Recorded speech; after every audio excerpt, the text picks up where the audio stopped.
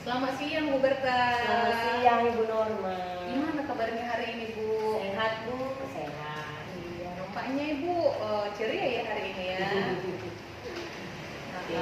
Gini Bu, saya dengar Ibu mau coaching hari ini ya. Iya Bu, saya mau coaching hari ini. Jadi saya sebagai observer di sini Bu ya. Jadi sebelum Ibu melaksanakan coaching bersama dengan coach nanti ada beberapa hal yang mau saya sampaikan terkait rubrik penilaian ya.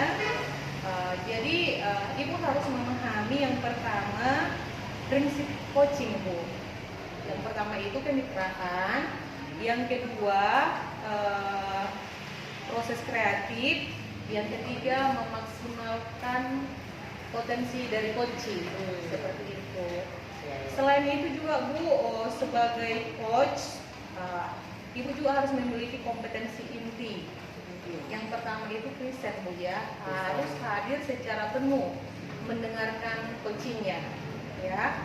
Yang kedua, mendengarkan aktif apa yang disampaikan oleh si coaching ya. Yang ketiga, mengajukan pertanyaan reflektif atau pertanyaan-pertanyaan yang bermakna sehingga si coach nanti mampu menggali potensinya seperti itu. Dan nanti juga Bu, jangan lupa ketika Ibu melakukan coaching, alur percakapannya harus ada alur ceritanya Bu ya. Alur cerita itu yang pertama menentukan tujuan, apa tujuan dari percakapan ini. Yang kedua, mengidentifikasi masalah. Yang ketiga, rencana aksi.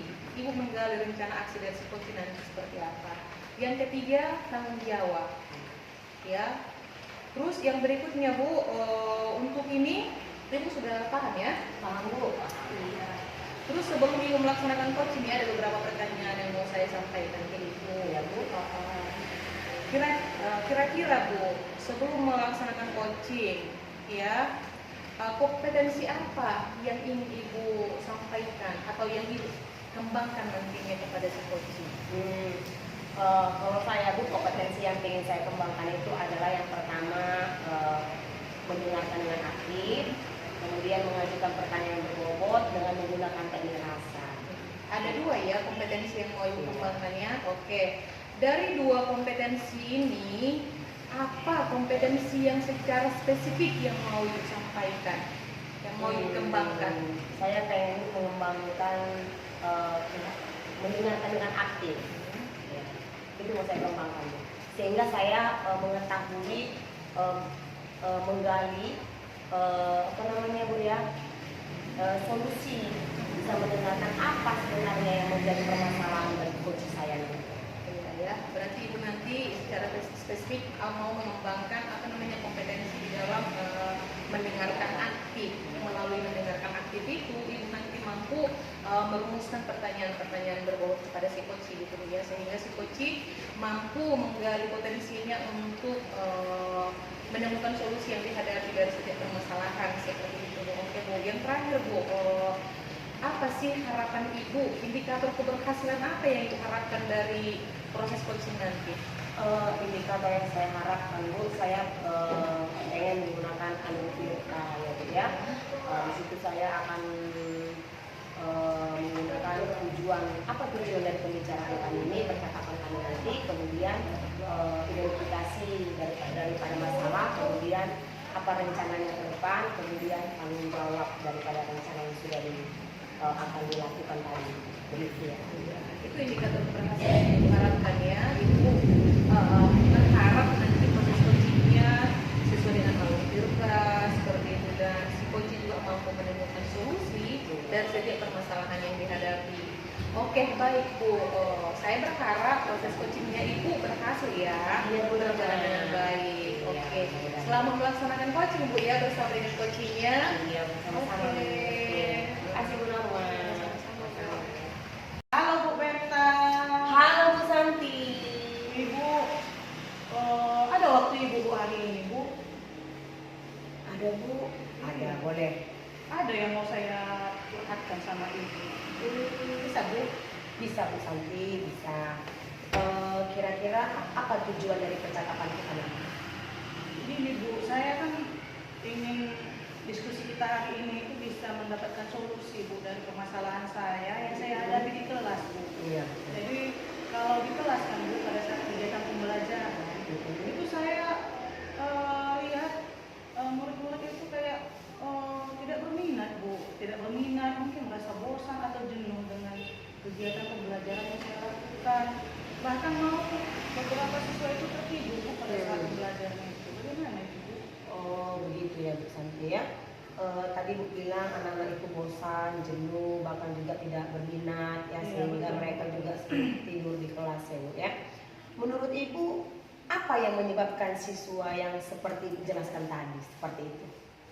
Kalau menurut saya kan Bu, mungkin siswa itu merasa jenuh ya Bu ya, merasa bosan mungkin dengan gaya pembelajaran yang saya berikan di kelas Bu. Karena memang saya akui kan Bu, kalau saya masih melakukan model pembelajaran yang masih konvensional Bu, seperti ceramah. Jadi mungkin itulah yang membuat mereka merasa tidak berminat dengan pembelajaran yang saya lakukan. Berarti yang menyebabkan minat anak itu rendah ternyata Ibu tadi bilang karena Ibu masih menggunakan metode pembelajaran yang konvensional atau model ceramah ya Bu ya, sehingga anak-anak itu bosan, jenuh gitu ya Bu Santi ya. Menurut Ibu dari pengamatan Ibu lah gitu ya, kira-kira anak itu berada di level berapa? Kalau menurut saya Bu, masih di level yang rendah Bu, kalau minat belajarnya masih di level 5 Bu. Rendah ya Bu ya, masih di level 5 gitu ya. Dari level 5 itu Ibu berharap anak-anak itu di level berapa? Kalau saya sih Bu berharap anak itu ada di level 8 Bu. Ya jadi adalah perubahan Bu ya dari level 5 ke level 8 walaupun masih dalam skala sedang. Ibu pengen anak-anak itu berada di level 8 ya. Apa rencana Ibu untuk mencapai tujuan itu? Kalau rencana kan Bu, memang saya sudah mulai memikirkan. Mungkin karena gaya pembelajaran yang saya lakukan itu masih konvensional, mungkin saya akan mencoba menggunakan metode-metode pembelajaran yang lebih bervariasi kan. Contohnya dengan melakukan diskusi atau dengan melakukan ada melakukan ice breaking. Kemudian juga Bu, saya melihat memang yang paling saya butuhkan juga itu mengubah bentuk media pembelajaran saya. Jadi saya juga belajar membuat media pembelajaran yang berbasis IT. Tadi Ibu sampaikan Ibu pengen nih ada diskusi ya kan, dibuat dalam pembelajaran Ibu, kemudian ada ice breaking ya kan, kemudian Ibu pengen juga menggunakan media pembelajaran seperti IT gitu ya. Nah, dari yang ketiga Ibu sampaikan ini kira-kira mana ya yang lebih spesifik yang akan mau Ibu lakukan?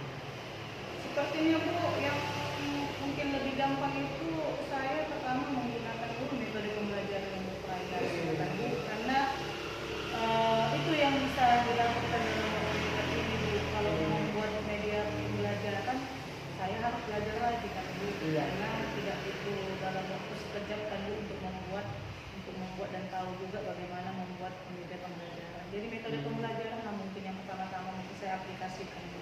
Oh, gitu ya, metode pembelajarannya. Iya. Kapan Ibu akan memulai menjalankan rencana ini? Kalau saya mungkin hari Jumat besok masuk saya Bu. Mungkin saya sudah mulai mencoba metode pembelajaran yang lain Bu, yang variasi. Mungkin nanti saya di kelas itu akan melakukan membuat kelompok-kelompok diskusi. Iya. Kemudian supaya anak-anak itu tidak bosan, mungkin diselingi juga dengan SP. Iya ya, gitu ya. Iya. Nah Bu Santi, kira-kira dari percakapan kita ini apa kesimpulan yang Ibu dapatkan? Jadi kan Bu, mungkin permasalahan yang saya hadapi ini sebenarnya mungkin karena cara pembelajaran saya yang bosan Bu, karena masih konvensional, masih sistem ceramah. Jadi saya akan mencoba untuk menerapkan Bu metode pembelajaran dengan model yang lain, contohnya diskusi. Satu lagi saya juga akan coba belajar metode